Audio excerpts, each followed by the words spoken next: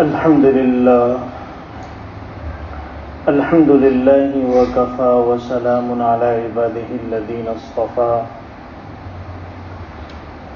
أما بعد فأعوذ بالله من الشيطان الرجيم بسم الله الرحمن الرحيم يا أيها الناس أنتم الفقراء إلى الله والله هو الغني الحميد صدق اللہ العظیم۔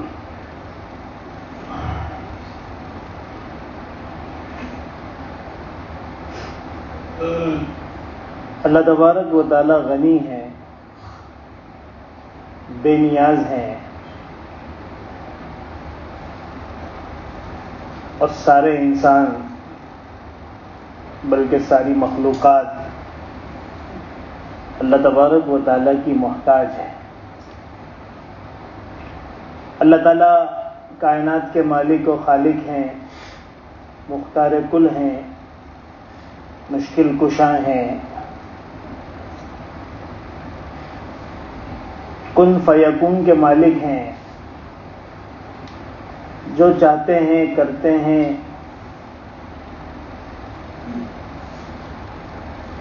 جس کے ساتھ ہدایت کا معاملہ چاہیں ہدایت دیں، جسے چاہیں گمراہ کر دیں۔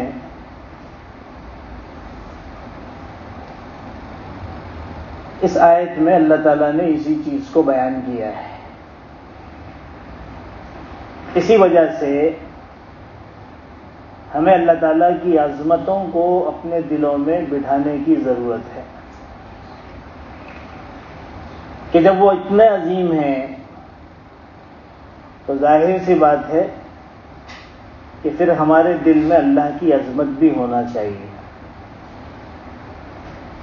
اور حقیقت یہ ہے کہ اللہ کی عظمت نہ ہونے کی وجہ سے ہم سے معصیتوں کا صدور ہوتا ہے اور ہم اللہ کی نافرمانیاں کرتے ہیں۔ اگر اللہ کی صحیح عظمت ہمارے دل میں پیدا ہو جائے جیسے کہ اس کی عظمت کا تقاضا ہے، تو پھر کوئی بھی انسان اللہ کی چھوٹی سی چھوٹی نافرمانی کرنے سے پہلے کئی بار سوچے گا، اس کا دل گھبرائے گا کہ وہ آخر کس کی نافرمانی کر رہا ہے۔ اسی وجہ سے جتنے بھی اللہ کے نیک بندے گزرے ہیں ان کے دل اللہ کی عظمتوں سے بھرے پڑے رہتے تھے۔ ہر وقت وہ اللہ کی کبریائی اور اللہ کی بڑائی کے گن گاتے تھے اور اپنے آپ کو بے حقیقت، بے قیمت قرار دیتے تھے۔ اسی وجہ سے حضرت عمر کی دعا ہے، اللہم اجعلنی فی عینی صغیرا وفی اعین الناس کبیرا۔ اے اللہ تو مجھے میری نظر میں چھوٹا بنا دے اور لوگوں کی نظر میں بڑا بنا دے۔ اپنی نظر میں چھوٹا ہونا یہ اس لیے ضروری ہے تاکہ انسان کو اپنی اوقات کا اندازہ رہے۔ مسئلہ تو یہیں پر بگڑتا ہے جب انسان اپنے آپ کو اپنے میں ہی بڑا سمجھتا ہے تو اسے اپنی اوقات کا اندازہ نہیں ہوتا۔ ہاں البتہ دوسروں کی نظر میں اور دوسروں کی نگاہوں میں ہمیں عزت دے، بڑائی دے، تاکہ جب ہم اللہ کے دین کی بات ان تک پہنچائیں تو وہ ہماری باتوں کو غور سے سنیں اور عظمت کی نگاہ سے دیکھیں۔ داعی کے لیے ضروری ہے کہ وہ لوگوں کی نگاہوں میں بڑا رہے، قابل قدر رہے، عزت دار رہے۔ اس کے دامن پر داغ نہ ہو تو اس کی باتوں کا اثر ہوتا ہے. تو دونوں پہلو ہیں. اپنی ذات میں متواضع ہونے کا پہلو بھی ہے اور دوسروں کی نگاہ میں عزت کا بھی پہلو ہے. یہ دونوں کی بڑی اہمیت ہے. تو بہرحال اللہ تبارک و تعالی بہت عظمت والے ہیں. اسی وجہ سے عبادت صرف اللہ کی ہی ہوگی, اللہ کے علاوہ کی عبادت نہیں ہوگی. کیونکہ جو عظمت والا ہوگا اسی کی عبادت ہو سکتی ہے. ہم پڑھتے ہیں نا لا الہ الا اللہ, اللہ کے سوا کوئی عبادت کے لائق نہیں ہے. کیا ہے معنی الہ کے؟ الہ کے معنی ہے, الہ کے معبود ہونے کے کیا معنی ہے؟ کہ کسی کا بھی کام اس کے بغیر نہ ہو, کسی کا بھی کام اس کے بغیر نہ چلے, اور اس کے کام میں کوئی رکاوٹ نہ بنے. اور یہ صرف اللہ تبارک و تعالیٰ کی ذات ہی کے شایان شان ہے کہ اللہ کو اپنے کام میں نہ کسی کی ضرورت ہے, نہ کوئی اس کا رکاوٹ بن سکتا ہے. اور ہر ایک اپنے کام میں اللہ تبارک و تعالیٰ کا محتاج ہے. یہ ہے اللہ تبارک و تعالیٰ کی ذات کہ اب صرف عبادت اسی کی ہوگی, اسی کی عبادت ہوگی, اسی کی کبریائی بیان کی جائے گی, اسی کی تسبیحات ہوگی.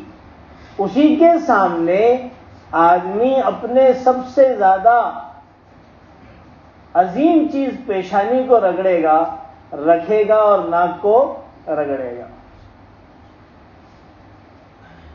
اس کے علاوہ کسی اور کے سامنے وہ نہیں کر سکتا. حضور اکرم صلی اللہ علیہ وسلم نے فرمایا کہ اگر اللہ کے علاوہ کسی کو سجدہ جائز ہوتا تو میں بیوی کو حکم دیتا کہ وہ شوہر کے سامنے سجدہ کرے. اللہ تعالیٰ نے شوہر کو اتنا اونچا مقام دیا ہے, لیکن فرمایا کہ اب اس کی بھی گنجائش نہیں ہے. سجدہ صرف اور صرف اللہ تبارک و تعالیٰ کی ذات ہی کو لائق ہے. اللہ کی ذات کے علاوہ اب کسی کے لیے گنجائش نہیں رہی. پہلے زمانوں میں اور پہلی شریعتوں میں سجدہ تعظیمی کی گنجائش تھی. ایک ہے سجدہ سجدہ عبادت جو اللہ تبارک و تعالیٰ کو کیا جاتا ہے اور ہر زمانے میں کیا جاتا رہا ہے, ہر شریعت میں کیا جاتا رہا ہے. اور ایک ہے سجدہ سجدہ تعظیمی, یعنی کسی کی عزت کی وجہ سے, کسی کی تعظیم کے لیے آدمی سجدے میں چلا جائے. یہ سجدہ پہلی امتوں میں جائز تھا. جیسے مثال کے طور پر آپ سورہ یوسف پڑھیں, شروع ہی میں ہے کہ حضرت یوسف نے خواب میں دیکھا کہ 11 ستارے اور سورج اور چاند سب مجھے سجدہ کر رہے ہیں. یہ تو خواب تھا. انہوں نے اپنے والد حضرت یعقوب کے سامنے اس کا تذکرہ کیا تو حضرت یعقوب نے فرمایا کہ اس کا ذکر تم اپنے بھائیوں کے پاس کسی اور کے پاس مت کرنا. حضرت یعقوب اس کی تعبیر جانتے تھے اور پھر کئی سالوں کے بعد جا کر عملی شکل میں وہ خواب پورا ہوا جب حضرت یعقوب اپنی اہلیہ کے ساتھ مصر تشریف لائے اور سارے بھائی بھی حضرت یوسف کے ساتھ میں تھے, اور حضرت یوسف نے اپنے ماں باپ کو تخت پر بٹھایا اور اس موقع پر سارے کے سارے بھائی سجدے میں چلے گئے. تو حضرت یعقوب نے فرمایا کہ وہ جو تم نے بچپن میں خواب دیکھا تھا نا, اس کی تعبیر یہی ہے. مجھے تو یہ بتانا ہے کہ اس زمانے میں اور ان شریعتوں میں سجدہ کرنے کی اجازت تھی, لیکن وہ سجدہ تعظیمی تھا. ہمارے نبی صلی اللہ علیہ وسلم چونکہ آخری نبی ہیں، اب کوئی نبی آنے والا نہیں ہے، اور یہ جو سجدہ ہے اس سے گمراہی پھیلنے کا بہرحال اندیشہ ہے کہ لوگ دیکھ کر یہ سمجھیں کہ کسی بزرگ کو اور کسی ولی کو اور کسی نبی اور کسی رسول کو سجدہ کرنے کی اجازت ہے، اور اپنی جہالت کی وجہ سے وہ عبادت کا ہی سجدہ ان کو شروع کر دے اور اس طرح سے کفر اور شرک اور گمراہی جنم لینا شروع کرے۔ اللہ تبارک و تعالیٰ کو یہ منظور ہوا کہ اس سجدے تعظیمی کو بھی ختم کر دیا جائے، لہذا اس کو بند کر دیا گیا، اور آپ صلی اللہ علیہ وسلم نے اس پر پابندی لگا دی کہ اب اس کی بھی گنجائش نہیں ہے۔ تو اب سجدہ صرف کس کو ہوگا؟ اللہ کو ہوگا۔ اور کیوں ہوگا؟ اس لیے کہ وہ سمجھ ہے، وہ مالک و مختار ہے، ساری عظمتیں اسی میں جمع ہیں، لہذا عبادت اور سجدہ صرف اور صرف اسی کو ہوگا۔ اس کو تھوڑا یوں سمجھیے کہ دیکھیے، جب کسی سے کوئی تعلق ابتدائی شکل میں ہوتا ہے، شروع میں کچھ تعلق ہوتا ہے، تو اس کے لیے لفظ استعمال کیا جاتا ہے رغبت۔ ہم کہتے ہیں نا کہ بھائی مجھے اس کی رغبت ہو رہی ہے، اور جب یہ رغبت والا تعلق بڑھتا ہے اور اس میں اضافہ ہوتا ہے تو اس کو کہا جاتا ہے طلب، کہ یار بہت طلب ہو رہی ہے، یہ رغبت سے اوپر کا درجہ ہے۔ عام طور پر یہ الفاظ بولے جاتے ہیں لیکن ان الفاظ کی حقیقتوں کو ہم جانتے نہیں ہیں۔ تو جب کسی چیز سے تعلق ہوتا ہے، کوئی بھی ہو سکتا ہے، تو شروع میں رغبت ہوتی ہے، دل میں چاہت شروع ہو جاتی ہے، اور پھر جب وہ بڑھتی جاتی ہے تو پھر طلب شروع ہو جاتی ہے کہ بھئی طلب لگی ہے، اور جب طلب میں اضافہ ہوتا ہے اور یہ طلب بہت بڑھ جاتی ہے تو وہ بدل جاتی ہے محبت سے، کہ اب دل کے اندر محبت پیدا ہو گئی، اب دل اس کے بغیر سکون نہیں پا رہا ہے، چین نہیں پا رہا ہے۔ کیوں؟ اس لیے کہ اب معاملہ محبت تک پہنچ چکا ہے، اور جب محبت اپنی ساری حدود کو پار کر جاتی ہے، بہت بڑھ جاتی ہے، تو وہ بن جاتی ہے عبادت۔ وہ کیا بن جاتی ہے؟ عبادت، کہ بندہ اس کے سامنے اپنے آپ کو سرنڈر کر دیتا ہے، اپنے آپ کو جھکا دیتا ہے، اپنی پیشانی اس کے قدموں میں رکھ دیتا ہے۔ اس درجے پر جا کر جو آخری درجہ ہے وہ اللہ تبارک و تعالیٰ کے لیے ہے، کہ اللہ ہمارے معبود ہے، الہ ہیں، اس لیے ہم اس کی عبادت کرتے ہیں کہ اب محبت اپنے انتہا کو پہنچ چکی ہے، تو اب وہ بدل گئی ہے عبادت سے۔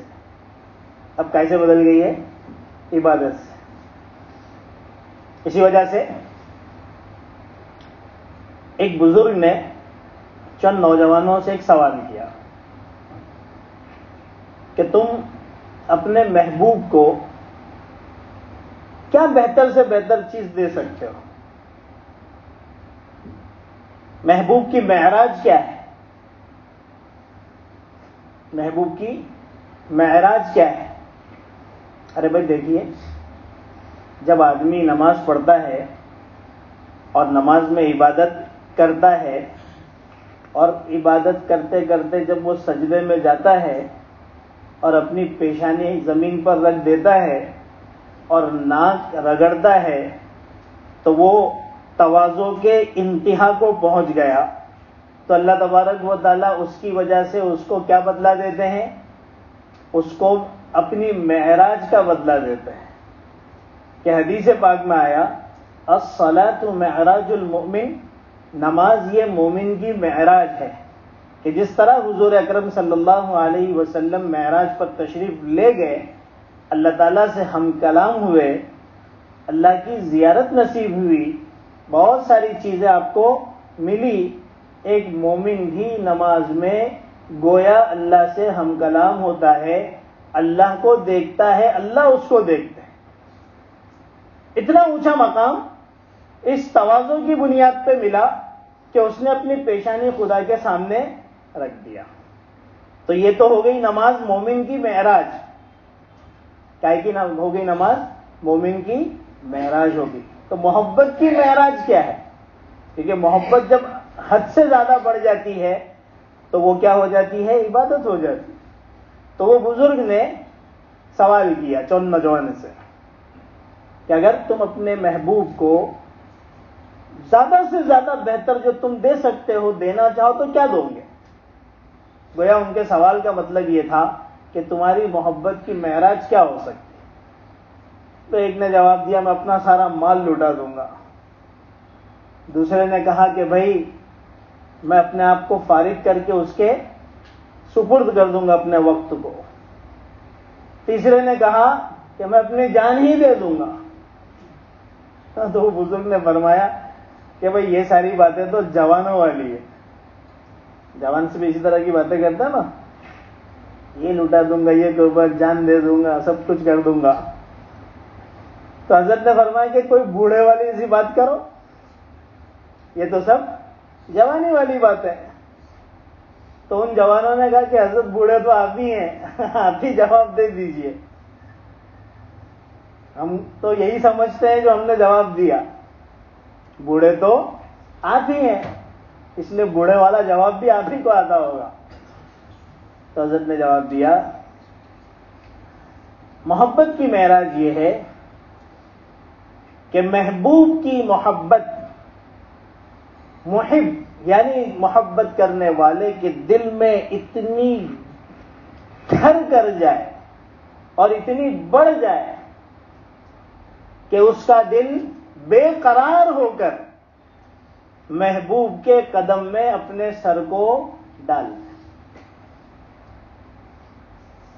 محبوب کے دل میں محبوب کی محبت کرنے والے کے دل میں اتنی گھر کر جائے کہ وہ بے قرار ہو کر اپنا سر اپنے محبوب کے قدموں میں ڈال دے۔ یہ ہے محبت کی معراج جو صرف اللہ کے لیے سزاوار ہے کہ ہم اللہ کے سامنے اپنے سر کو نماز میں زمین پر رکھ دیتے ہیں اور اپنی ناک کو رگڑتے ہیں۔ یہ اللہ کی عظمت ہے اور یہ ہماری عاجزی ہے،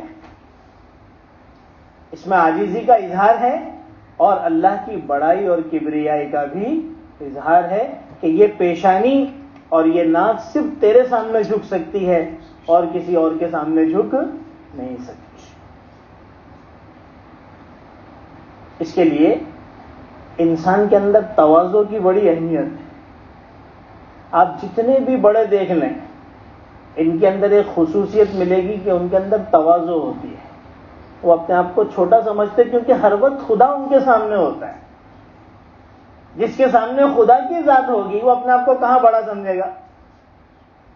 جس کے سامنے خدا کی ذات ہوگی، جس کے تصور میں خدا کی عظمت ہوگی، خدا کی کبریائی، اس کی بادشاہت، اس کے خزانے ہوں گے، وہ بھلا اپنے دنیا کے خزانوں پر اور اپنی دنیا کی سیادت و قیادت پر کہاں بڑائی مارے گا؟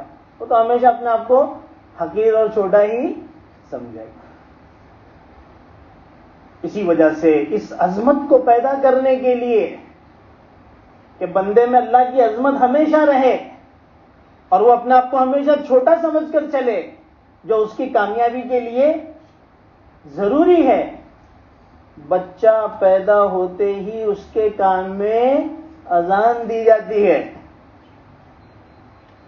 حضور اکرم صلی اللہ علیہ وسلم کی باندی حضرت ماریہ قبطیہ رضی اللہ تعالی عنہا کی جب گود ہری ہوئی اور آپ کو ایک صاحبزادے حضرت ابراہیم پیدا ہوئے تو حضور اکرم صلی اللہ علیہ وسلم نے ان کے داہنے کان میں اذان کہی اور بائیں کان میں اقامت کہی۔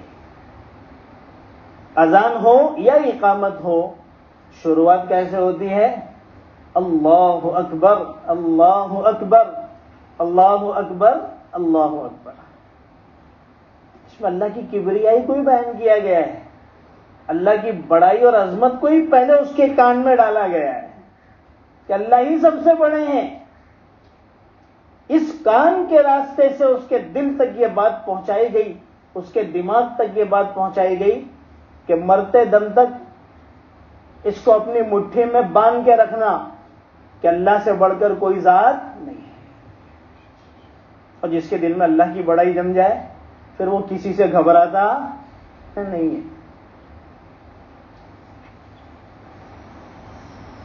اسی وجہ سے آپ حضرات صحابہ کو دیکھیے, کیسا ہی معاملہ ہو وہ ذرا برابر بھی گھبراتے نہیں. اذان جو اس کے کان میں کہی گئی اس میں شروع میں 4 مرتبہ اللہ اکبر کہا جاتا ہے. کیا وجہ ہے, کیا حکمت ہے؟ علماء بیان کرتے ہیں دراصل یہ کائنات 4 چیزوں سے بنی ہے. کتنی چیزوں سے بنی ہے؟ 4 چیزوں سے. آگ, پانی, ہوا اور مٹی. یہ 4 چیزوں سے اللہ نے کائنات بنائی ہے. اس کو عناصر اربعہ کہتے ہیں, 4 عنصر. اور اللہ تعالیٰ نے ان 4 چیزوں میں بہت طاقت دی ہے. ہوا ہی کو لے لیجئے, شہر کے شہر فنا کر دیتی ہے. ہوا میں اللہ نے اتنی طاقت دی. جب ہوائیں چلتی ہے اور طوفان آتے ہیں تو قوموں کے برباد کرنے کی کہانیاں تو اللہ نے قرآن میں بیان کی ہے کہ قوم عاد کو اللہ تعالیٰ نے ہوا کے عذاب سے ہی برباد کر دیا تھا, صفحے ہستی سے مٹا دیا تھا. اتنی سخت ہوا چلی تھی, اور وہ کوئی ہمارے جیسے اور تمہارے جیسے لوگ نہیں تھے. وہ ایسی قوم تھی جن کے بارے میں اللہ تعالیٰ فرماتے ہیں لم یخلق مثلها فی البلاد, کہ ہم نے اس دنیا کے اندر ایسی مخلوق پیدا ہی نہیں. قرآن نے بھی ان کے بارے میں بیان کیا اور حدیثوں میں بڑی تفصیلات آئی ہیں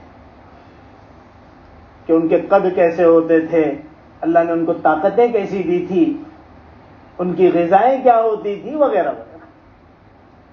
اللہ تعالیٰ نے ہوا سے الگ کر دیا. ایک مرتبہ ایک جگہ ہوا کا طوفان آیا, ایک کار کو اس نے اڑایا اور 300 میل دور جا کر وہ کار کو پھینکا ہے. 300 میل, 300 کلومیٹر نہیں. تو بہرحال ہوا میں اللہ تعالیٰ نے طاقت دی. اسی طریقے سے اللہ تبارک و تعالیٰ نے مٹی میں بھی طاقت دی ہے. یہ جو ارتھ کوئک آتا ہے یہ مٹی ہی کی طاقت ہے جو ساری بستیوں اور سارے علاقوں اور سارے ملکوں کو ہلا کر بڑی بڑی عمارتوں کو اللہ کے سامنے سجدہ ریز کر دیتا ہے. اسی طریقے سے اللہ تعالیٰ نے آگ میں بھی طاقت دی ہے کہ آگ لگتی ہے اور علاقوں کے علاقوں کو اور جنگلوں کو جلا کر خاک کر دیتی. آج کل تو ایسی بڑی بڑی آگ لگ رہی ہے کہ بڑے بڑے ملک اپنی جدید ٹیکنالوجی سے بھی اس پر قابو نہیں پا رہے. تو ہوا ہے, آگ ہے, مٹی ہے اور پانی ہے. پانی کی قوت کو تو ہم سب جانتے ہیں کہ کتنی زبردست قوت اللہ تعالیٰ نے پانی میں دی ہے, جو اس وقت سیلاب مختلف علاقوں میں آئے ہیں اور پورے کے پورے ہمارے ملک کے بھی بہت سارے بستیاں اور علاقے جو ہیں وہ ختم ہو گئے. وہ یہی پانی کی قوت ہے. اللہ تعالیٰ نے کائنات کو ان 4 عنصر سے بنایا. اللہ تبارک و تعالیٰ اذان کے اور اقامت کے کلمے جو بچے کو پیدا ہوتے وقت اس کے کان میں سنائے جاتے ہیں, ان 4 کلمات کو اسی لیے سناتے ہیں تاکہ اس کے دل میں اللہ کی کبریائی پیدا ہو اور پانی کی قوت, آگ کی قوت, ہوا کی قوت اور چوتھی قوت کیا ہے؟ مٹی کی قوت کا اس کے دل سے اثر نکل جائے کہ یہ ساری قوتیں بھی خدا کی قوت کے ماتحت ہی ہیں. اس وجہ سے یہ 4 مرتبہ یہ کلمات کہے جاتے ہیں. تو حضرت نبی پاک صلی اللہ علیہ وسلم نے حضرت ابراہیم کے کان میں، داہنے کان میں اذان کہی اور بائیں کان میں اقامت کہی. اس طریقے سے بچوں کے پیدائش کے سب سے پہلے مرحلے میں اللہ کی عظمت کو بٹھایا جاتا ہے. اور جب انسان کے دل میں اللہ کی عظمت بیٹھ جاتی ہے تو خود بخود اس کے دل میں تواضع آ جاتی ہے، جھکنے والی صفت پیدا ہو جاتی ہے. اور یہ چیز بہت ضروری ہے. تواضع ایسی چیز ہے جس کی وجہ سے انسان میں قبول کرنے کی استعداد پیدا ہوتی ہے، اور تکبر ایسی چیز ہے جس کی وجہ سے قبول کرنے کی استعداد ختم ہو جاتی. اس کی ایک مثال سمجھیے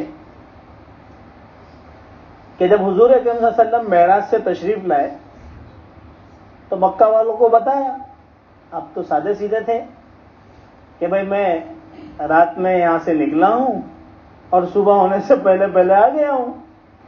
یہاں سے میں مسجد اقصیٰ گیا، مسجد اقصیٰ سے پہلا آسمان، پھر دوسرا، تیسرا، چوتھا، پانچواں، چھٹا، ساتواں، اور پھر جنت اور جہنم کی زیارت، اللہ سے ملاقات، اور پھر واپس صبح ہونے سے پہلے.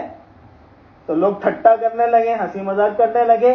ابو جہل نے جب یہ بات سنی تو وہ حضرت ابوبکر صدیق کے پاس آیا اور آ کر کہنے لگا کہ تمہارے دوست یہ بات کہہ رہے ہیں، کیا تم اس کو مانتے ہو؟ دیکھیے حضرت ابوبکر صدیق کے اندر تواضع تھی نا، تو قبول کرنے کی استعداد تھی. فرمایا بالکل مانتا ہوں. اس سے زیادہ آگے کی چیز فرماتے ہیں اس کو بھی میں مانتا ہوں. ابو جہل کس سے سن رہا ہے؟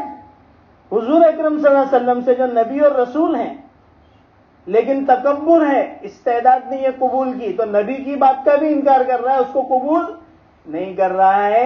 اور ابو جہل سے حضرت ابوبکر صدیق سن رہے ہیں، جو کافر ہیں، مشرک ہیں، مشرکوں کا سردار ہے، اللہ کے رسول کا دشمن ہے، لیکن تواضع کی وجہ سے قبولیت کی استعداد ہے.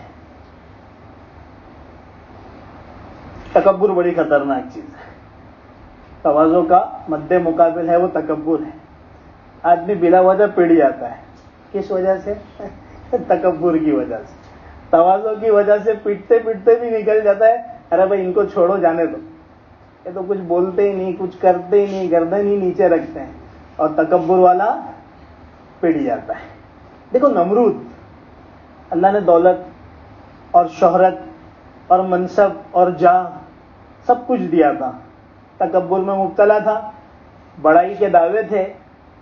اللہ تبارک و تعالیٰ نے اصلاح کرنا چاہا تو اس کے ناک کے ذریعے سے ایک لنگڑے مچھر کو اندر پہنچا دیا. اب مچھر کی کیا حیثیت ہے لوگوں کی نظروں میں، لیکن مچھر سے کان دیکھو کتنے بڑے بڑے ہوتے ہیں. اتنے بڑے اپنے وقت کے شیطان کی اصلاح ایک مچھر کے ذریعے سے ہو رہی ہے. وہ مچھر جا کر دماغ کے پاس بیٹھ گیا اور وقتاً فوقتاً ڈنک مارتا تھا. اب جب ڈنک مارے تو اس کو درد ہو، تو وہ پہلے تو اپنے اعتبار سے ہی اپنے سر پر مارتا تھا. جب وہ اپنے ہاتھ سے اپنے سر کو مارتا تھا تو مچھر بیٹھ جاتا تھا. پھر جب وہ بیچارہ مارنے سے اپنا ہاتھ ہٹاتا تو پھر مچھر ڈنک مارنا شروع کرتا. تو اس نے کچھ لوگوں کو اس ذمہ داری پر مامور کر دیا کہ ہمارے سر پر مارتے رہو. تو لوگوں نے مارنا، تھپڑ مارنا شروع کیا. دیکھو اللہ تعالیٰ جب کسی کو ذلیل کرنے پر آتے ہیں تو حدیث پاک میں آتا ہے کہ گھر بیٹھے ذلیل کر دیتے ہیں.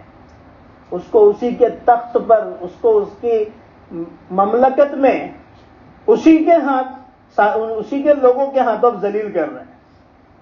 اب لوگ مار رہے ہیں، مارنے والے مار مار کر تھک گئے، ہاتھ جوڑ لیا کہ جناب اب ہم مارنے کی طاقت نہیں رکھتے. تو اس نے اپنے وزیر اعظم سے، جو اس کا وزیر تھا، اس سے مشورہ کیا کہ اب کیا کریں، مارنے والے بھی مارنے سے تھک گئے. تو اس نے اس کو مشورہ دیا کہ یہ تو اپنے دربار والے لوگ ہیں نا, آپ سے تو ملنے کے لیے پورے علاقے اور بستی والے لوگ آتے ہیں, پوری مملکت کے لوگ آتے ہیں. جتنے لوگ آئے سب کو کہیں آج سے سلام بند, آؤ مجھے تھپڑ مارو. اب عوام آ رہی ہے اور پہلے جو ان کی سلامی ہوتی ہوگی وہ سلام کو قانوناً منع کر دیا گیا. دیکھو اللہ کا کیسا کرنا ہوتا ہے. اور لوگوں کے لیے اب یہ ہو گیا کہ آؤ پہلے میرے کو ایک تھپڑ مارو اور اس کے بعد جاؤ. تو یہ ہے تواضع کا الٹ تکبر, اس کا انجام.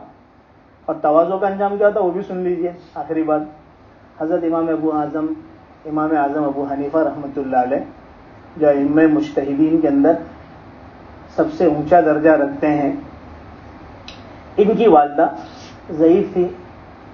ان کو جب کوئی مسئلہ پوچھنا ہوتا تو بیٹا خود امام اعظم ہے کہ آج تک دنیا نے امام اعظم جیسا آدمی پیدا نہیں کیا, وہ بیٹا ہے.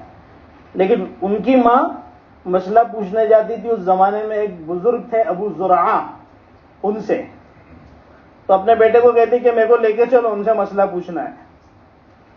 امام اعظم ابو حنیفہ رحمۃ اللہ علیہ ہمیشہ اپنی ماں کو سوار کرتے, ان کی خدمت میں لے کے جاتے.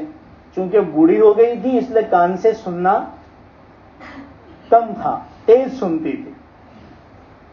تو امام صاحب جاتے اپنی والدہ کے مسئلے کو ابو زرعہ رحمۃ اللہ علیہ کے سامنے پیش کرتے کہ میری والدہ یہ مسئلہ پوچھنا چاہتی. اور ابو زرعہ رحمۃ اللہ علیہ امام اعظم کو جانتے تھے, تو وہ کہا کرتا کہ بھائی تم کو تو سب مسئلے معلوم ہے تو تم ہی جواب دو. تو امام صاحب رحمۃ اللہ علیہ اس انداز میں جواب دیتے کہ ابو زرعہ یہ جواب دے رہے ہیں. سال ہاں سال یہ مسئلہ چلتا رہا اور ان کی والدہ یہ سمجھتے رہی کہ بھائی ابو زرعہ جواب دے رہے ہیں.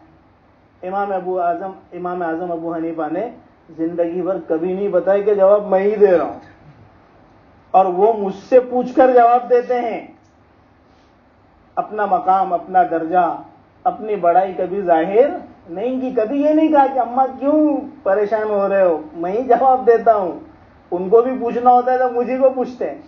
بڑی سیکھنے والی چیز ہے. یہ تواضع تھی حضرت امام اعظم کی. نتیجہ کیا ہوا؟ اللہ تبارک و تعالیٰ نے قیامت تک کے لیے ان کو امام اعظم کا لقب دلا دیا کہ سب سے بڑا اگر کوئی مجتہد اس امت کا ہے تو وہ امام اعظم ابو حنیفہ ہیں. بہرحال پوری بات کا خلاصہ یہ ہے کہ اللہ کی عظمت اپنے دلوں میں پیدا کرنا ضروری ہے. یہی وہ بنیادی چیز ہے جس سے انسان خدا کی نافرمانیوں سے بچ سکتا ہے. انسان اپنے اندر تواضع پیدا کرے, تکبر سے اپنی حفاظت کرے. اللہ ہم سب کو امن کی توفیق عطا فرمائے. سبحان اللہ.